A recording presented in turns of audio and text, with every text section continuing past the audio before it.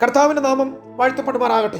ഏവർക്കും പ്രഭാത വന്ദനങ്ങൾ. തിരുസന്നിധി എന്നുള്ള പ്രഭാത വന്ദന പഠന പ്രഭാഷണങ്ങളുടെ 50 എപ്പിസോഡുകൾ പൂർത്തീകരിക്കുവാൻ കർത്താവ് നമ്മെ സഹായിച്ചു. ഈ ശുശ്രൂഷയിൽ സഹകരിക്കുന്ന എല്ലാ ദൈവമക്കൾക്കും നന്ദി പറയുന്നു. നാം ഒരുമിച്ച് കർത്താവുമായിട്ടുള്ള ആത്മീയ ജീവിതത്തിന്റെ ഒരു യാത്ര, ചൈത്രയാത്ര തുടരുകയാണ്. ഇത് വിശ്വാസ ജീവിതമാണ്. വിശ്വാസത്തിന്റെ പാതയിൽ ഒന്നിച്ചുള്ള നടപ്പ്, ഇഴയെടുപ്പ്, അകലങ്ങളില്ലാത്ത കർത്താവിനോട് ചേർന്ന് കർത്താവിനെ അനുഭവിച്ചുകൊണ്ട്, കർത്താവിൽ നിന്ന് കേട്ടുകൊണ്ട്, കർത്താവിൽ നിന്ന് പഠിച്ചുകൊണ്ട്, കർത്താവിനെ മാത്രം ലക്ഷ്യം വെച്ചുകൊണ്ട് ക്രിസ്തുവായിട്ടുള്ള ഈ യാത്ര നാം തുടരുകയാണ്. ഇവിടെ മറ്റ് സ്വാർത്ഥതകളോ സ്വയത്തിന്റെ ഇഷ്ടങ്ങളോ മാനുഷ്യമായ നമ്മുടെ എന്തെങ്കിലും കാര്യപരിപാടികളോ ബുദ്ധിപരമായ സമീപനങ്ങളോ ലൗകികമായ വികാരങ്ങൾക്കോ ഒരു സ്ഥാനവും ഈ ബന്ധത്തിലില്ല. ഇവിടെ കർത്താവും നിങ്ങളും മാത്രം, കർത്താവും നാം ഓരോരുത്തരും മാത്രം. അവിടെ കർത്താവിനെ സ്നേഹിക്കുക എന്നതിൽ കഴിഞ്ഞ് മറ്റൊരു കാര്യവും ഇതിൽ അടങ്ങിയിരിക്കുന്നില്ല. അതുകൊണ്ട് നമ്മുടെ ജീവിതം ക്രിസ്തു തുല്യമായി തീരുവാൻ, ക്രിസ്തു സമാനമായി തീരുവാൻ പരിശുദ്ധാത്മാവ് നമ്മെ സഹായിക്കും. കാരണം പിതാവും പുത്രനും പരിശുദ്ധാത്മാവും ഒരുപോലെ ക്രിസ്തുവിനെയാണ് വെളിപ്പെടുത്തുന്നത്. അതുകൊണ്ടാണ് മത്തായി സുവിശേഷം 16-ാം അധ്യായത്തിൽ ഇപ്രകാരം ശീമോൻ പത്രോസിനോട് കർത്താവ് പറഞ്ഞു,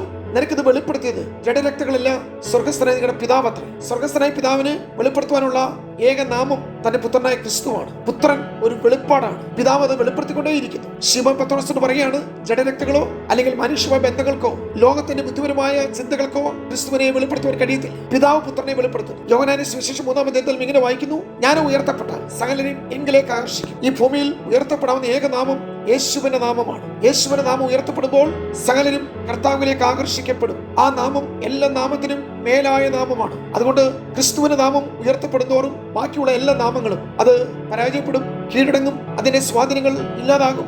സകലത്തിനും മീതെയും ക്രിസ്തു യഥാവാനായി, സകലത്തിന്റെയും അധികാരിയായി, സിംഹാസനങ്ങളാകട്ടെ, അധികാരങ്ങളാകട്ടെ, വാഴ്ചകളാകട്ടെ, കർത്തൃത്വങ്ങളാകട്ടെ, സകലത്തിനും മീതെ യേശുവിന്റെ നാമം ഇന്നും അത് ഉയർന്നിരിക്കുന്നു. അതാണ് യെശയ്യാ പ്രവാചകൻ കണ്ടത്.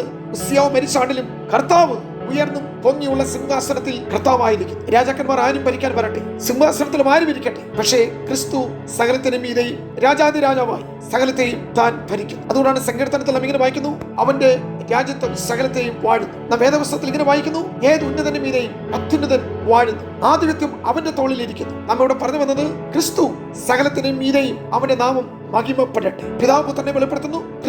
ക്രിസ്തുവിനെ ഉയർത്തുമ്പോൾ ക്രിസ്തു പറയുന്നത്, ഞാൻ ഉയർത്തപ്പെടുമ്പോൾ സകലരെയും എങ്കിലേക്ക് ആകർഷിക്കും. ഇനി പരിശുദ്ധാത്മാവ് വരുമ്പോഴും ക്രിസ്തുവിനെ വെളിപ്പെടുത്തുന്നു. പരിശുദ്ധാത്മാവ് ഈ ഭൂമിയിലേക്ക് അയക്കപ്പെട്ടപ്പോൾ പുത്രനെ വെളിപ്പെടുത്തി. പാപത്തെക്കുറിച്ചും നീതിയെക്കുറിച്ചും ന്യായവിധിയെക്കുറിച്ചും ബോധപ്പെടുത്ത പരിശുദ്ധാത്മാവ് നമ്മളെ ക്രിസ്തുവിലേക്ക് നയിക്കുന്നു. ഞാൻ പോകുന്നത് പ്രയോജനം, ഞാൻ പോകുന്നാൽ കാര്യസ്ഥൻ വരികയില്ലെന്ന് യോഹന്നാന്റെ സുവിശേഷത്തിൽ വായിക്കുമ്പോൾ ആ കാര്യസ്ഥനായ പരിശുദ്ധാത്മാവ് വന്ന് ക്രിസ്തുവിനെയാണ് വെളിപ്പെടുത്തുന്നത്. അതുകൊണ്ട് പ്രിയമുള്ളവരെ, കർത്താവുമായിട്ടുള്ള നമ്മുടെ ബന്ധത്തിൽ നാം ഒരു പുതിയ സൃഷ്ടികളായി മാറുന്നു.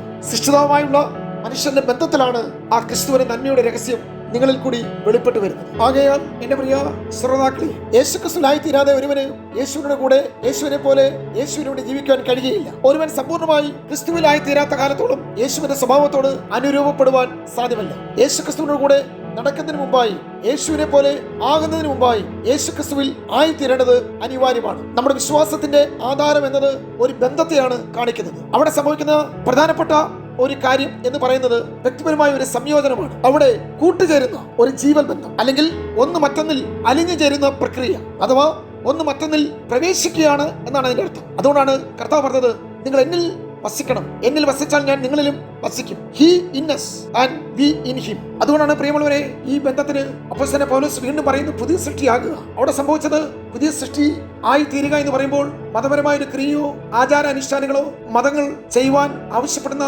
പരിഹാര ക്രിയകൾക്ക് ഒരുവനെ രൂപാന്തരപ്പെടുത്തുവാനോ പുതിയ സൃഷ്ടിയാക്കുവാനോ കഴിഞ്ഞില്ല. ക്രിസ്തുവിന് മാത്രമേ ഒരുവനെ പുതിയതായി പുതുമനുഷ്യനാക്കി പുതിയ സൃഷ്ടിയാക്കി തീർക്കുവാൻ കഴിയുകയുള്ളൂ. അതിന്റെ പേരാണ് രൂപാന്തരം. കർത്താവ് പറയുന്നു, ഞാൻ അവരിൽ വസിക്കും, ഞാൻ അവരിൽ നടക്കുമെന്ന പദത്തിന് ഞാൻ അവരിൽ സജീവമായി തീരും. ഇവിടെയാണ് ഒരു ക്രിസ്തീയത, ക്രിസ്തു സമാനത എനിക്ക് നിങ്ങൾക്കുണ്ടാകുന്നത്. പുതിയ വ്യക്തിത്വത്തിന്റെ ഉടമ, ജയിക്കാനായി വീണ്ടും ജനിച്ചവൻ, പുത്രത്വത്തിന്റെ അധികാരിയായി തീരുവാൻ ക്രിസ്തുവിനാൽ വീണ്ടും ജനിച്ച ഒരു പുതിയ മനുഷ്യൻ. അവിടെ അവനെ ആത്മാവിൽ നവീകരിക്കുന്നു. അതൊരു ആന്തരികമായ കാര്യമാണ്. യേശുവാണ് എന്റെ ഉള്ളിൽ ഈ പരിവർത്തനം വരുത്തുന്നത്. ഇപ്രകാരം എന്നെ പുതിയ സൃഷ്ടിയാക്കി പുതിയ മനുഷ്യനാക്കി തീർക്കുമ്പോൾ എന്നിൽ നടക്കുന്ന ഒരു പ്രക്രിയയാണ്. കർത്താവിനിൽ വസിക്കുന്നിടത്തോളം ഞാൻ വ്യത്യാസപ്പെട്ടുകൊണ്ടേയിരിക്കും, രൂപാന്തരം പ്രാപിച്ചുകൊണ്ടേയിരിക്കും, പുതിയതായി തീർന്നുകൊണ്ടേയിരിക്കും. ക്ഷണത്തിൽ നാം രൂപാന്തരപ്പെടുന്നില്ല എന്ന് പൗലോസ് പറയുന്നു. നമ്മൾ നിരന്തരം മാറ്റങ്ങൾക്ക് വേണ്ടി വിധേയരായിക്കൊണ്ടിരിക്കും. ഇങ്ങനെ രൂപാന്തരം പ്രാപിച്ചുകൊണ്ടിരിക്കുന്ന ഈ ജീവിതം മുന്നോട്ട് പോയി കഴിയുമ്പോൾ നാം ഒരു നാൾ അവനോട് ചേരും. അവിടെ നാം യേശുവിനെ പോലെയാകും, നാം അവനോട് സദൃശ്യന്മാരായിത്തീരും എന്നാണ് റോമാലേഖനം 8:28 പറയുന്നത്. എന്തിനു വേണ്ടി നമ്മെ തെരഞ്ഞെടുത്തു? പൗലോസ് പറയുന്നു,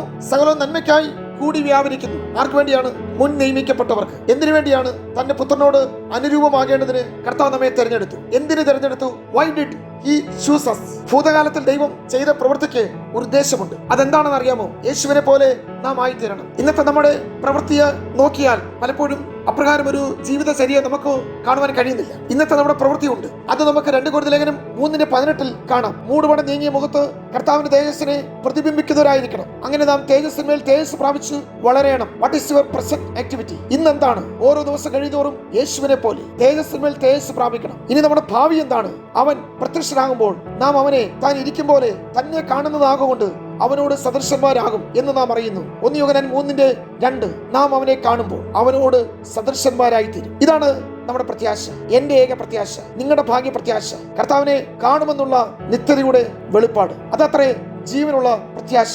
I will become like Jesus. ഞാൻ കർത്താവിനെ പോലെ ആയിത്തീരും. അത് തേജസ്സിന്റെ പ്രത്യക്ഷതയിൽ അത് സംഭവിക്കും. കാഹളധ്വനിയിൽ അത് സംഭവിക്കും. ഉൽപ്രാവണത്തിൽ അത് സംഭവിക്കും. അന്ന് എന്നെ നിങ്ങളെ കണ്ടാൽ ക്രിസ്തുവിനെ പോലെ അതേ ഛായയിൽ അനേക പുത്രന്മാരെ തേജസ്സിലേക്ക് നയിക്കുമ്പോൾ കർത്താവ് ഞാനും ഒരുപോലെ ആയിത്തീരും. ഈ പ്രത്യാശയ്ക്ക് ഭംഗമില്ലാത്ത നിത്യജീവന്റെ ഭാഗ്യകരമായ, ഏറെ നല്ല, ആത്മാവിന് നങ്കൂരമായ സ്വർഗീയമായ പ്രത്യാശ എന്ന് പറയുന്നു.